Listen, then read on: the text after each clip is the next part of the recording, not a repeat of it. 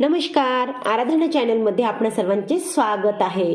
तुलसी विवाह म्हणजे तुळशीचे लग्न, समृद्धीकारक, लक्ष्मीकारक हे व्रत आहे जे वर्षातून एक वेळ सर्व हिंदूंनी करावयाचे आहे।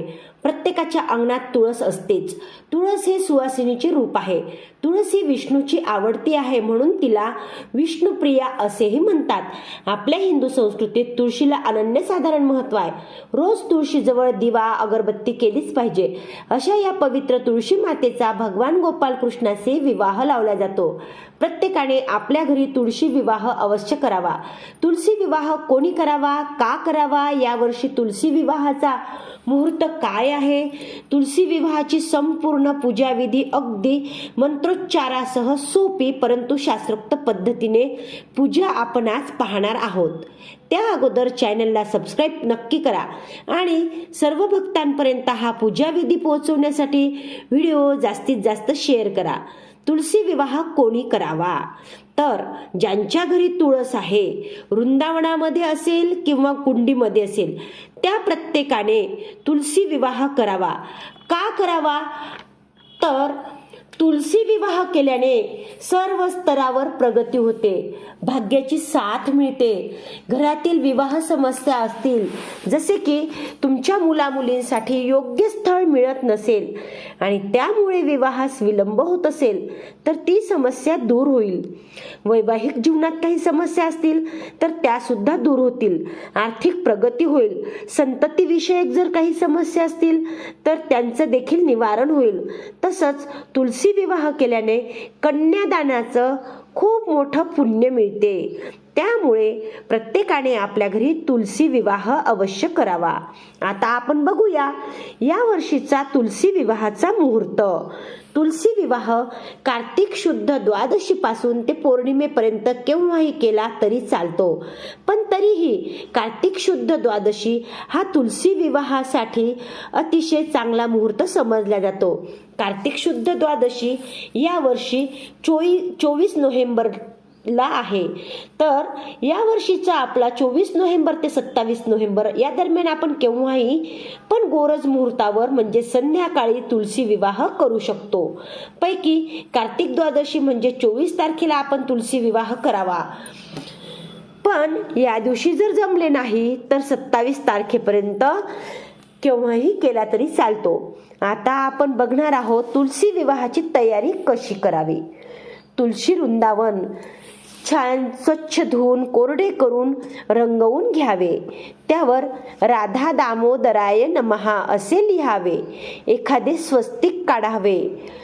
तुळशी वृंदावन नसेल तर कुंडीत तुळस लावलेली असेल, कारण आता फ्लॅट सिस्टीममध्ये तुळशी वृंदावनासाठी जागाच उपलब्ध नसते, तेव्हा कुंडीमध्ये देखील तुळस असली तरी चालते। ती कुंडी देखील रंगवावी आणि त्यावर राधा दामोदराय नमः असे लिहून स्वस्तिक काढावे। तुळशी विवाह आपण आपल्या घरात किंवा अंगणात देखील करू शकतो। ज्या ठिकाणी पूजा करणार असाल ती जागा स्वच्छ करून घ्यावी। छान 2 पाट मांडावे। एका पाटावर तुळशी माता म्हणजेच ज्यांच्या घरी कुंडी आहे ती कुंडी एका पाटावर मांडावी। वृंदावन असेल तर हा पाट वृंदावनाच्या समोर ठेवावा आणि दुसऱ्या पाटावरती भगवान गोपाल कृष्णांना ठेवावं। एक स्वच्छ लाल वस्त्र अंथरावं। बाळकृष्णांना ज्या पाटावरती ठेवणार आहोत त्या पाटावर पितांबर ठेवावे। तुळशी वृंदावनाभोवती चारही कोपऱ्यावर ऊस लावावेत। ऊसाला तुळशीचे मामा म्हणून संबोधले जाते। ही सर्व तयारी अगोदरच करून घ्यावी। आता आपण बघणार आहोत तुळशी विवाहासाठी लागणारे साहित्य कोणते। आपल्याला या पूजेसाठी लागणार आहे हळद, कुंकू, अक्षदा, फूल, जानवे, वस्त्रमाळा, विड्याची पाने, ओली हळद। ओली हळद म्हणजे दुधामध्ये भिजवलेली हळद, ती ओली हळद यांचे मिश्रण। जसे की नवरदेव नवरीला लग्नाच्या अगोदर हळद चढवतात, त्यासाठीच आपल्याला ही ओली हळद पाहिजे आहे। नैवेद्यासाठी बत्ताशे, लाह्या, कलशासाठी नारळ, तांब्या, सुपारी, सुटे पैसे, बोर, भाजी म्हणजे न शिजवलेली हरभऱ्याची भाजी, म्हणजेच शेतामध्ये असलेले हरभऱ्याची जी झाडे असतात त्या झाडांची कोवळे कोवळे तोडलेली पाने,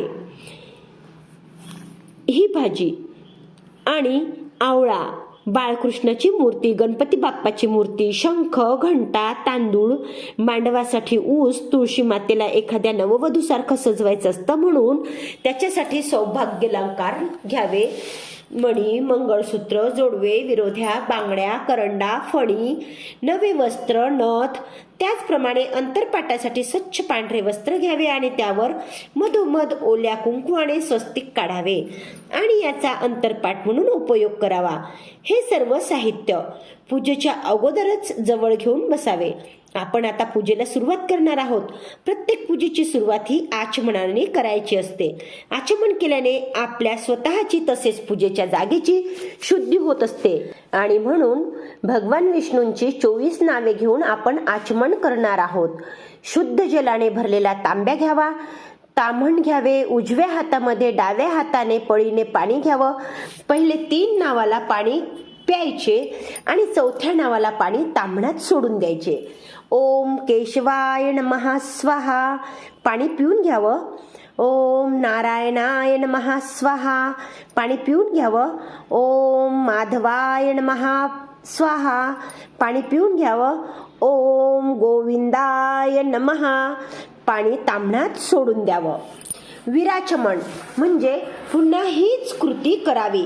ओम केशवाय नमः स्वाहा, ओम नारायणाय नमः स्वाहा, ओम माधवाय नमः स्वाहा, ओम गोविंदाय नमः. आता हात जोडायचे.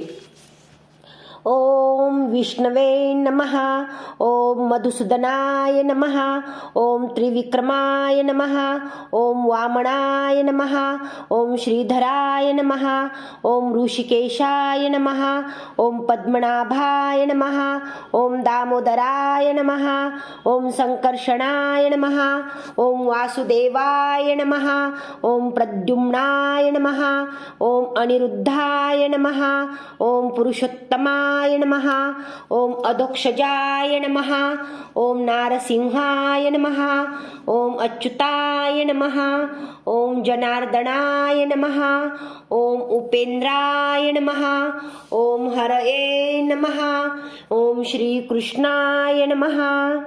आचमनानंतर संकल्प, नंतर गणपती पूजन, कलश स्थापना, महाअभिषेक अशा पद्धतीने ही संपूर्ण पूजा आपण करणार आहोत. आचमन झाल्यानंतर आता संकल्पासाठी उजव्या हातामध्ये पळीभर पाणी घ्यावं. त्यामध्ये हळद, कुंकू, अक्षदा, एखादे फूल नसेल तर फुलांच्या पाकळ्या घ्यावा आणि मनोमन तुळशी मातेचे, भगवान विष्णूचे स्मरण करावे. कृष्णाय वासुदेवाय हरये परमात्मने प्रणत क्लेशनाशाय गोविंदाय नमो नमः. नमो देवी महादेवी शिवाय सततं नमः. नमो प्रकृती भद्रायै नियतां प्रणतां स्मतां. मम आत्मनः श्रुती स्मृती पुराणोक्त फल प्राप्त्यर्थम अस्माकं सहकुटुंबानां सहपरिवाराणां क्षेम स्थैर्य ऐश्वर्य आयुरारोग्य प्राप्त्यर्थम अहम तुलसी विवाह प्रीत्यर्थ श्री तुलसी पूजन करिष्ये. आता उजव्या हातातील पाणी ताम्हणामध्ये सोडून द्यायचं. मला माझ्या कुटुंबाला ऐश्वर्य स्थैर्य आरोग्य प्राप्तीसाठी मी तुलसी मातेचा विवाह माझ्या घरी लावत आहे. माझी ही सेवा स्वीकार करून घ्यावी अशी विनंती तुलसी मातेला आणि गोपालकृष्णांना करायची आहे. त्यानंतर शुद्ध तुपाचा दिवा लावून घ्यायचा. दिव्याचे हळद कुंकू लावून पूजन करायचे. ओम श्री दीपदेवताय नमः. हे झाल्यानंतर गणपती पूजन करायचे. ताम्हणामध्ये गणपतीची मूर्ती घ्यायची, नसेल तर सुपारी घ्यायची. मूर्तीला शुद्ध पाण्याने नंतर पंचामृताने पुन्हा पाण्याने स्नान घालायचे. हे करत असताना गणपती स्तोत्र म्हणावे किंवा ओम गणपतये नमः असे म्हणावे. त्यानंतर मूर्ती पुसून स्वच्छ करावी. चौरंगावर थोड्याशा अक्षता ठेवाव्यात. त्यावर गणपती बाप्पांची मूर्ती स्थापन करावी. गणपती बाप्पाच्या मूर्तीला गंध अक्षदा फुले वाहाव्यात. ओम गंग गणपतये नमः. गंधाक्षदा पुष्पम समर्पयामी. गणपती स्थापना झाल्यानंतर आपण आता कलश स्थापना करणार आहोत. शुद्ध जलाने भरलेला एक तांब्या घ्यावा. त्यावर कुंकवाने 5 रेषा ओढाव्यात. तांब्यामध्ये हळद, कुंकू, अक्षदा, फूल, सुपारी, एखादं नाणं टाकावं. कलशावरती 5 विड्याची पानं ठेवावीत. त्यावर श्रीफळ ठेवावं आणि चौरंगावरती थोडेसे तांदूळ ठेवून त्यावर कलश ठेवावा. हळद, कुंकू, अक्षदा, फूल वाहून कलशाची पूजा करावी. ओम श्री वरुण देवताय नमः.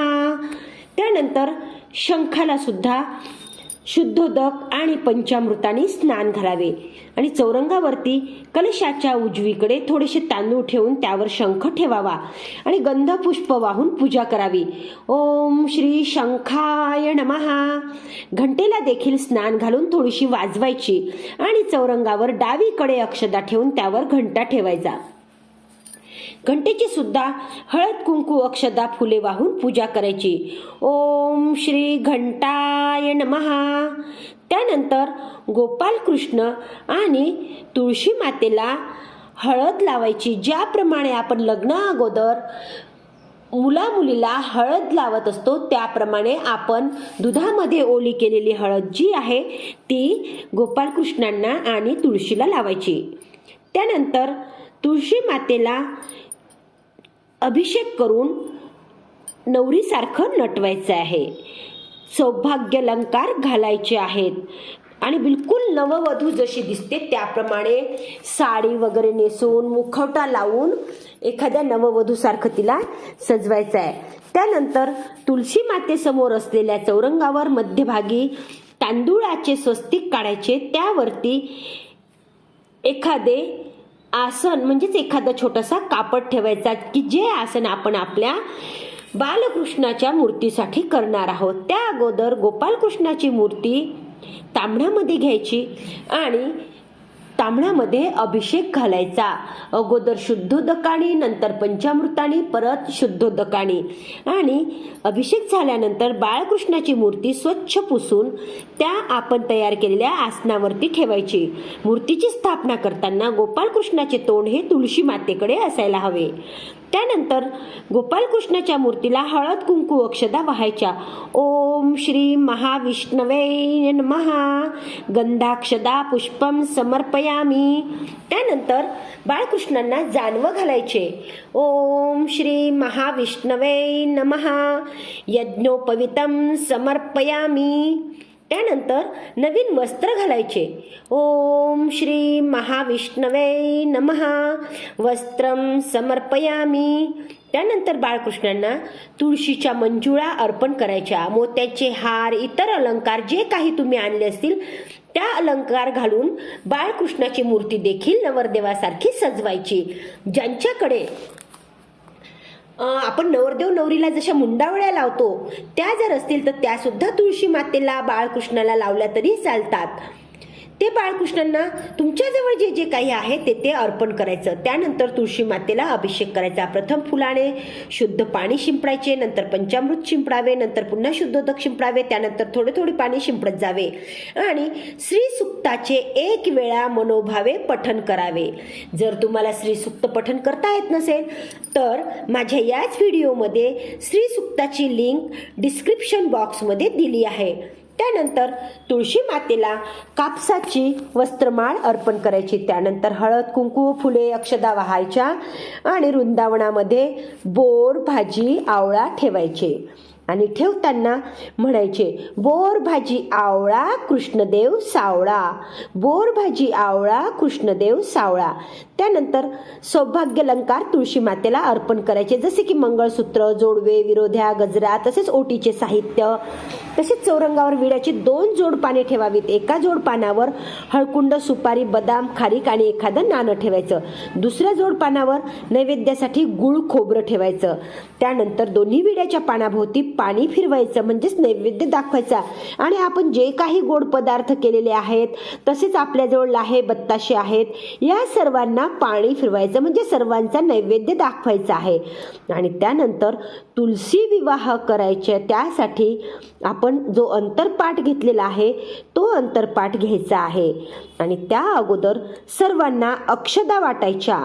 अक्षदा वाटप केल्यानंतर तुलसी माता आणि भगवान गोपाल कृष्ण यांच्यामध्ये अंतरपाठ धरायचा. नंतर मंगलाष्टक म्हणायच्या. मंगलाष्टकची लिंक आपल्या डिस्क्रिप्शन बॉक्समध्ये दिली आहे. मंगलाष्टक झाल्यानंतर वाजंत्री म्हणून सर्व वऱ्हाडांनी टाळ्या वाजवायच्या, टाळ वाजवायचा, पळी पंचपात्र वाजवायचे, फटाके फोडायचे. त्यानंतर गोपाल कृष्णाच्या गळ्यात आणि तुळशी मातेला हार अर्पण करायचा. त्यानंतर आरती करायची. आरतीमध्ये प्रथम गणपतीची आरती, देवीची आरती, गोपाल कृष्णाची आरती म्हणायची. आरती झाल्यावर सर्व सुवासिनींना कुंकू लावून त्यांची ओटी भरायची. लाह्या बत्तासे व इतर फराळ सर्व जमलेल्या वऱ्हाडांना द्यायचा. आरती झाल्यावर प्रसाद वाटप केल्यानंतर गोपाल कृष्णाची मूर्ती तुळशी वृंदावनामध्ये ठेवायची. असे केल्यानं आपण भगवान गोपाल कृष्ण आणि माता तुळशी यांची भेट आपण घालून देत असतो. आता तुलसी विवाहाच्या दुसऱ्या दिवशी आपल्याला उत्तर पूजा करायची असते. तेव्हा सर्व पूजेवर हळद कुंकू वाहायचे, फूल वाहायचे, घंटा वाजवायच्या आणि दूध साखरेचा नैवेद्य दाखवून आरती करायची. कलशातील पाणी आपल्या घरातील सर्व दिशांना शिंपडायचे. नारळ फोडून सर्वांनी त्याचा प्रसाद ग्रहण करायचा. आवळा, बोरे सर्वांनी खाल्ली तरी चालते. ऊस, फुले, बदाम, खारीक वाहत्या पाण्यात सोडून द्यावे.